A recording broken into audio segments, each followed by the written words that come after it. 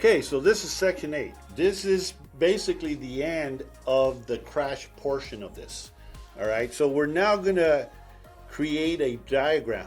And I'm going to tell you, you might think it's not necessary and you don't have to fill it out. But again, I'm going to say more is better and you want to defend yourself, right? And so when you can create a diagram that helps you tell the story of what took place, and the other person just has some scribbles on a piece of paper, it just carries a lot more weight when you're talking to an investigator, when you're talking to a jury, when you're talking to an attorney. So very simply here, you're gonna click on the little icon here that says get your location, and a GPS map is going to come up that's in the general area where you are currently, wherever you're. Now that might not be exactly where the crash took place. So you have to tell it where the crash took place and move the map to that section and tap on that part of the screen and hit the capture. See where it says capture at the bottom? That means it's going to mark that spot and give us the picture of the area that you just identified as where this incident took place. Now you're going to have to scroll down to get to some of the icons in the bottom. I will tell you that if you do this on a phone, you're going to have to put your finger on the edge or two fingers on the edge of the screen so that you could slide this up and down. Because I'm doing this on an iPad, I got a little more room on my right side or left side, but on the phones you won't have a lot of space, so you have to be right along that little gray area on the edge. Okay, so I'm going to go to the bottom, and I could reset the diagram, take another shot, and adjust this. But if I'm okay with that, I'm going to add an object, and you're going to get objects that you can pick from that apply to this incident. Now on your phones, this will come up a lot easier, and you'll see quite a few different options. But in this case, I'm going to select this pickup truck. Again, I'm going to slide the diagram to where I need to be. So I'm going to grab the pickup truck and I'm going to move it over here to where this accident took place. Now I know that the pickup truck in this picture looks much bigger than anything that could be on this road, but I'll show you what to do with that in a minute. I'm going to set its position to reflect the position it was in at the time of the accident. So I'm going to position the vehicle it was coming to in the angle it was coming to, and now I'm going to make the size of the vehicle. You'll notice on the bottom left there's a plus and minus. So I want to make the vehicle more proportionally correct to the picture. I hit the minus to shrink it, or plus to make it a little bigger, and then I move it to the spot where it was when the incident took place.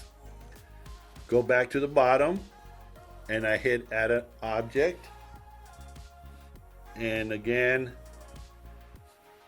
I'm going to select the other vehicle, or it might have been a pedestrian involved, it might have been an ambulance involved, it might have been an animal. In your app on your phone, or if I take this and turn it the other way, I actually could see more of the vehicles involved. In this case, I'm going to select this red vehicle, and I'm going to go back to my screen and bring that red vehicle down into the section where it took place. And I'm going to cursor around. And again, I'm going to make it proportionate to the size of the picture. I'm going to shrink the car down. And now I'm going to try to put a diagram together that shows more of what took place. Again, when you add objects,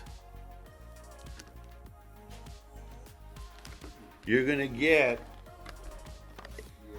a few items that you can choose from to put into that spot to help you really tell a story. So you could use these arrows. You got a trailer here that looks small, but you could take that and make it larger or smaller according to the picture. You could put 2 trailers, you could put 3 trailers. In time we will add more options here, but this helps you get the basics of what took place there. So let's say I wanted to put this arrow in here and I wanted to show that this vehicle was driving into that property right there. So I have now created a diagram that tells a story in conjunction with what took place. I have a description written out of what took place. We have pictures of the damage, the shape, the position the vehicles were in. So all those pieces together really helps defend you if need be. So now I'm going to submit. I'm basically done with the accident, the crash portion of this. I'm going to submit and continue. Because remember, at the beginning, we said that in this crash, this was not only a crash, this was a crash that resulted in an injury. You're going to see the first part of this already has my department, already has the building I work for, the address, the pertinent information. Now, because I've used this before, the information that aligns with the vehicle that I used previously is already in here. If it's the same, great. If it's not, you need to go in and put vehicle type, right? Is this an express van? Is this a sedan? Is this a tractor trailer? Whatever vehicle you were driving. The license plate number, the make of the vehicle, the model. And of course, if this were a combination vehicle, we need to have the information pertinent to all the equipment that you were driving.